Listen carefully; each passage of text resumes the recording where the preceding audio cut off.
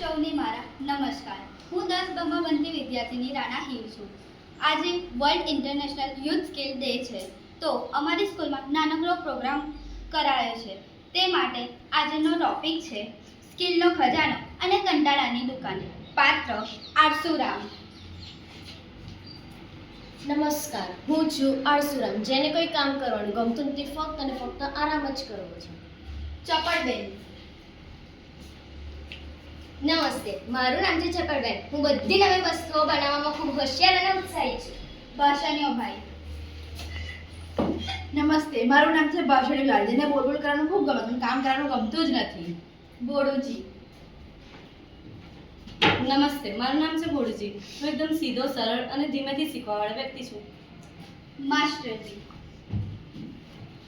નમસ્તે, હું છું માસ્ટરજી, શાંત, સમજદાર અને રમૂજી શિક્ષક. દ્રશ્ય 1. કંટાળાની એન્ટ્રી અને સ્કિલની વાત. ક્લાસરૂમમાં આરસુરામ ટેબલ પર માથું ધાડીને પડી રહ્યો છે. ભાષણીઓભાઈ જોરથી બોલી રહ્યો છે. ચપળબેન ઉત્સાહથી કંઈક લખી રહ્યા છે અને ભોળુજી શાંતિથી બેઠા છે. માસ્ટરજી પ્રવેશ કરે છે. સુપ્રભાત બાળ મિત્રો. સુપ્રભાત માસ્ટરજી. આજે છે એક ખાસ દિવસ. ખાસ દિવસ આજે શું છે? વિચારો આજે કયો ખાસ દિવસ છે? નહીં ખબર માસ્ટરજી.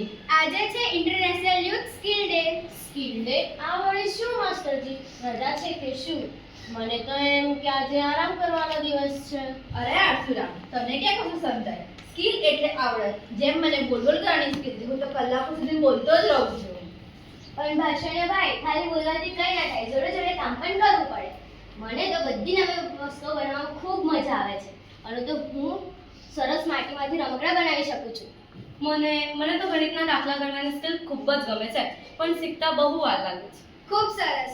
જોયું આરસુરામ, બધામાં કંઈક ને કંઈક આવડત તો છે જ. ઇન્ટરનેશનલ યુથ સ્કિલ ડે એટલે દુનિયાભરના યુવાનોને પોતાની આવડત બિરદાવવાનો દિવસ. પણ માસ્ટરજી, મારામાં તો કોઈ આવડત જ નથી. હું તો આખો દિવસ પડ્યો જ રહું છું. એવું ના કહેવાય, તારામાં પણ કંઈક આવડત તો હશે જ. કદાચ તું એ હજુ શોધી નથી. કંટાળો પણ એક સ્કિલ છે. કંટાળી નવો આઈડિયા આવે છે, પણ એ આઈડિયા પર તને કામ કરવું પડે. દ્રશ્ય 2. સ્કિલના ફાયદા અને કંટાળાના ગેરફાયદા. માસ્ટરજી આગળ સમજાવે છે. આ સ્કિલ છે ને, એ તમારા ભવિષ્યનો પાયો છે. જેનામાં આવડત છે, દુનિયાભરમાં ક્યાંય પાછું પડતું નથી. ચપરબેન જેવા ક્રિએટિવ લોકો મોટા થઈને ભવિષ્યમાં ડિઝાઇનર કે આર્ટિસ્ટ બની શકે છે. ભાષણીઓભાઈ જેવા બોલનાર લોકો મોટા થઈને સારા લીડર ને વકીલ બની શકે છે. ભોળુજી જેવા ગણિતમાં ફાસ્ટ લોકો સાયન્ટિસ્ટ કે વકીલ બની શકે છે. હા, હું તો મોટા થઈને મોટા નેતા બને અને ખૂબ ભાષણ આપીશ. પણ ભાષણીઓભાઈ, ખાલી નેતા બનવા માટે બોલતા આવડે તેટલું પૂરતું નથી, તેની જોડે કામ પણ કરવું પડે છે. લોકોની પ્રજાને સમસ્યાઓ સમજવામાં અને તેને ઉકેલવાની સ્કિલ પણ જરૂરી છે. બરાબર કહ્યું ચપરબેન. ખાલી વાતો કરવાથી કાંઈ થતું નથી. આરશુરામ, જો તું આવું આળસ કરતો રહીશ તો તારું શું થશે? શું થશે? આરામ મળશે. હા, આરામ તો મળશે, પણ ભવિષ્યમાં તને કોઈ કામ નહીં આપે. ભૂખ્યા રહેવું પડશે. ત્યારે તારી ઊંઘવાની સ્કિલ કામ નહીં આવે. તો સ્કિલ શીખવી જરૂરી છે માસ્ટરજી. હા, ખૂબ જરૂરી. સ્કિલ એટલે તમારા હાથ પગ અને તમારા દિમાગને કામ કરવું શીખવવું. આનાથી તમે આત્મનિર્ભર બનશો. દ્રશ્ય 3. સ્કિલ શોધવાની મજા અને સંકલ્પ. આરસુરામ હવે થોડો ડરી ગયો અને વિચારમાં પડી ગયો. તો મારે શું કરવું જોઈએ? મને તો કોઈ કામ ગમતું જ નથી. આરશુરામ, તું ટીવી પર શું જોવે છે? તને શું જોવું ગમે છે? હું તો ટીવી પર કાર્ટૂન અને ક્રિકેટ જોઉં છું. સરસ. તો તું પછી એનિમેશન શીખવાનો પ્રયત્ન કેમ નથી કરતો? કાર્ટૂન કેવી રીતે બને છે, અથવા ક્રિકેટને ઊંડાણથી સમજ, કમેન્ટની પ્રેક્ટિસ કર, અને આમાં તારી વાતો બનાવવાની સ્કિલ કામ આવશે.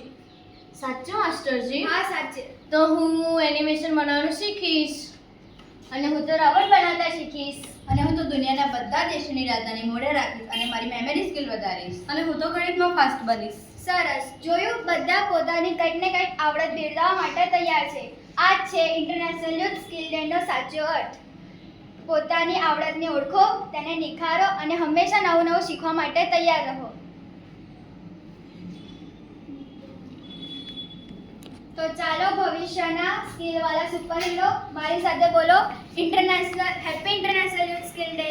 Happy international youth skill day.